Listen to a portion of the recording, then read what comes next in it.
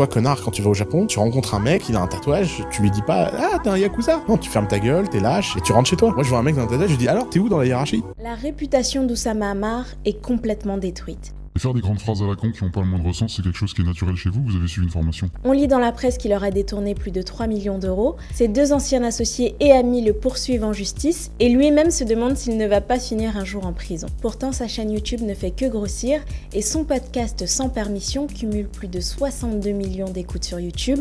Et ça, c'est sans compter les autres plateformes. Sur TikTok, il y a une pluie de parodies sur lui qui le font passer pour un idiot, mais surtout pour un mytho. Je venais de donner à Zuckerberg l'idée de créer Facebook. Et je vois, il y a Will Smith, qui est un frère, qui fait la gueule, qui est assis, qui fait la gueule.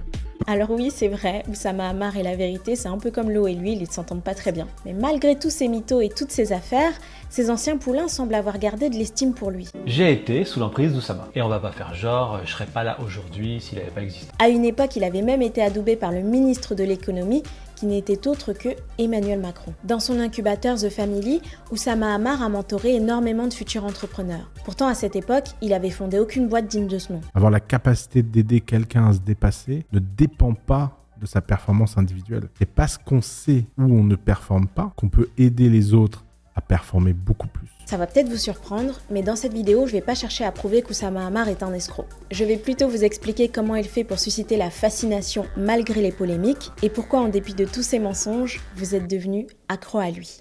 Avant de commencer, je vous invite au challenge des podcasteuses. C'est une formation gratuite qui va durer 4 jours. Le lien est dans la description. Je vais vous expliquer comment créer un podcast, gagner de l'argent et cumuler beaucoup d'écoutes. Et inscris-toi vite parce que les places sont limitées.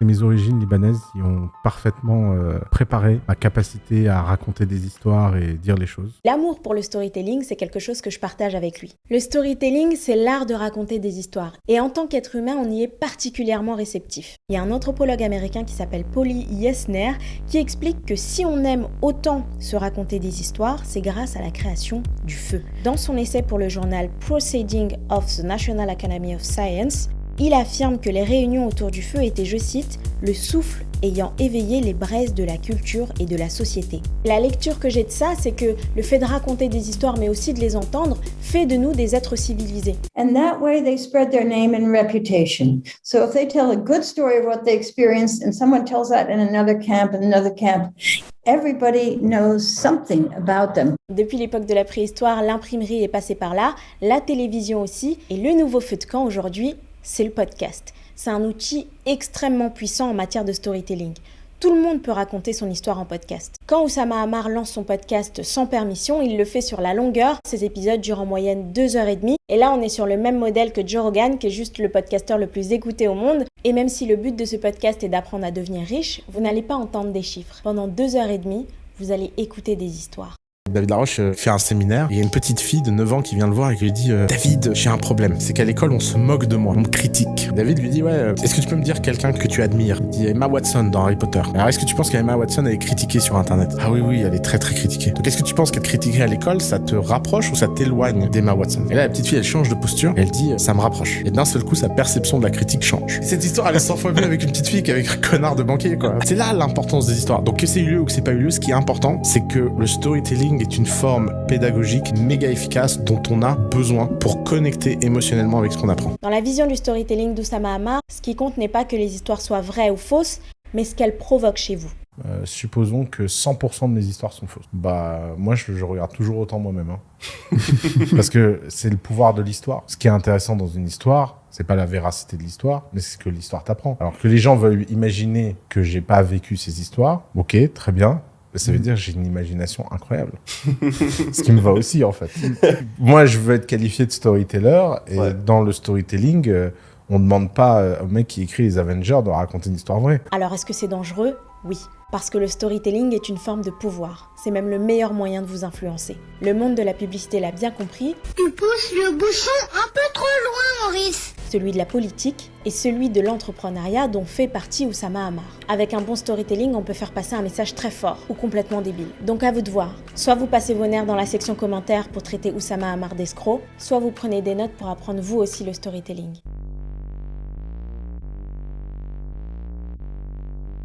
mère, elle adore dire qu'elle s'est sacrifiée pour moi. Moi, quand elle dit ça, ça me fait mourir de rire. Parce que moi, enfant, je refusais cette dette de ma mère. Parce que ma mère, elle disait, ouais, j'ai fait pour toi. Je dis, mais on t'a fait pour toi. T'es très content de m'avoir comme fils, t'es très fier. Ça t'a apporté énormément de valeur sociale, donc tu vas pas me faire genre t'as eu un mauvais deal. Et j'ai été vraiment, mais hyper immunisé contre cette toxicité de l'amour, parce que qui dit amour dit culpabilité, qui dit culpabilité dit sacrifice, qui dit sacrifice dit dette, et qui dit dette dit relation malsaine. Dans cet extrait, Oussama Ammar ne parle pas directement de son idée, c'est-à-dire de la dette de l'amour parental. Il commence par mettre en scène deux personnages, lui et sa maman. Et ces deux personnages vont entrer en conflit. Si Oussama Ammar n'avait pas parlé de sa mère, on n'aurait pas autant accroché à l'histoire. Ensuite, le fait qu'il nous parle du clash entre sa mère et lui, ça nous plonge dans un conflit un peu à la David contre Goliath, où le petit garçon n'a aucune chance face à une adulte. Et ça, c'est le pouvoir de l'empathie. Et c'est exactement ce qui fait qu'on se souvient de ce genre d'histoire. L'un des personnages n'a a priori aucune chance contre l'autre. On entre en empathie avec ce personnage qui n'est pas Oussama Ammar, homme riche de 36 ans, non. On nous parle d'un petit garçon qui veut juste défendre ses idées. À la fin des histoires d'Oussama Ammar, on a souvent une morale. C'est un entrepreneur, mais c'est surtout un conteur. Vous, ou peut-être vos enfants, ont connu un certain Père Castor. Père Castor,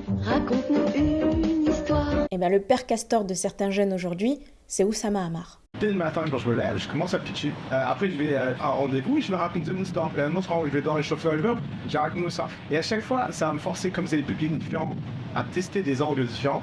Mais au bout d'un bon 2, 3 jours, 4 jours, à un moment donné, je vais avoir une sorte de yes, c'est le truc qui fascine tout le monde, que tout le monde a envie d'entendre. Et pour le lancement de son podcast, il aurait pu s'associer à quelqu'un qui aurait redoré son image. Il a préféré s'associer à l'un des personnages les plus bling-bling de YouTube. Hello, c'est Yomi et dans cette vidéo, je vais surprendre mon petit frère avec une Rolls-Royce culinaire. Yumi Denzel, c'est le gourou du dropshipping sur YouTube. Il est devenu millionnaire à 25 ans grâce au e-commerce. En 2022, ils lancent ensemble le podcast Sans Permission. Le but du podcast est de changer les mentalités sur l'argent, mais aussi sur la réussite. Et ils utilisent une technique qui est très fréquente dans l'entrepreneuriat, celle du eux contre nous. Soit vous pensez qu'on peut devenir riche facilement, soit vous adorez être pauvre, et dans ce cas-là, voici la porte. Choisis la pilule bleue et tout s'arrête. Après, tu pourras faire de beaux rêves et penser ce que tu veux. Choisis la pilule rouge, tu restes au pays des merveilles. Yumi Denzel et Oussama Ammar partagent une passion pour le storytelling provocateur. Je me souviendrai toute ma vie, mon prof d'économie qui arrive, première leçon. Ça, c'est le droit du travail français, un truc comme ça.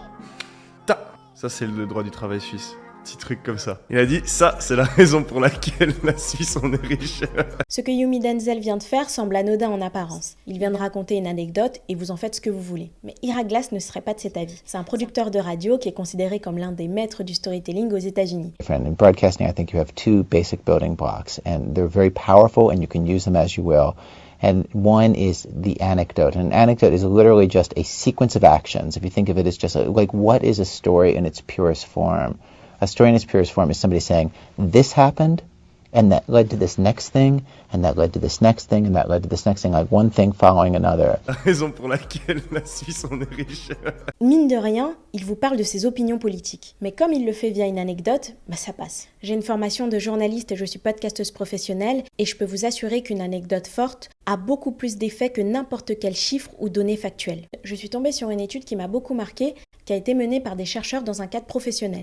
Et ils ont montré que l'anecdote, je cite, « bien qu'apparaissant comme relativement superficielle, elle participe néanmoins au partage du sens et de l'identité. » Donc quand une histoire vous fait rire, qu'elle vous fait pleurer ou qu'elle vous met en colère, ça dit quelque chose de vos croyances et même de votre identité. Je passe 48 heures à Paris, je suis à Opéra, et là, je me fais voler mon sac. Je vois un touriste espagnol, t'as vu quelqu'un, il me dit non, j'ai rien vu et tout, et il se barre. J'ai plus de passeport, j'ai plus d'argent, j'ai plus de carte bleue. N'importe qui d'autre, à ce moment-là, l'histoire s'arrête. Moi, je suis pas pareil. À 3h du mat, je trouve un moyen de localiser mon ordinateur. Je vois qu'il ping à Ivry-sur-Seine. 8h du matin, je suis au commissariat. Allez, 2 voitures, on y va. Fait qu'il m'a dit, ouais, tu t'es cru où là? Dans un western? Dans ma barbe, je dis connard, je me barre. J'appelle mon pote, on va à Ivry-sur-Seine. J'arrive à Ivry, il y a 2 lascars. Il fait, t'es pas le mec de YouTube, toi? Ouais, t'es venu nous faire gagner de l'argent. Et je leur dis, bon, s'il vous plaît, aidez-moi. Il dit, vas-y, fais voir ta localisation. Il me dit, ah, c'est les Colombiens, ça. Et on va chez les Colombiens. Et là, je tombe sur qui? Le fameux touriste. Je récupère mes affaires. Et à Paris, 2 jours après, quelqu'un qui a trouvé mon passeport dans la rue m'envoie un message sur Instagram. Quand je raconte cette histoire aux gens, les gens disent, ouais, c'est pas possible. Ça m'arrive parce que je fais des trucs. Les gens, ils se font voler leurs trucs, ils vont pas chercher leurs affaires. Moi, j'y vais. Parce que c'est ça la vraie vie, en fait. Cet extrait-ci me fait beaucoup penser aux comiques de stand-up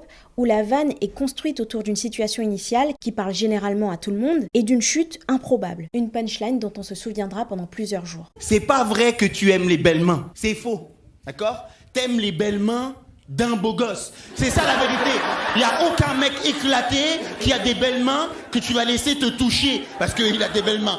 L'idée, c'est toujours de susciter le rire ou la stupéfaction, mais surtout d'ancrer profondément en vous une idée, une croyance. Ce que Oussama Ammar veut de vous, c'est la même chose que veut Netflix, TF1 ou même ses détracteurs sur TikTok. Votre attention.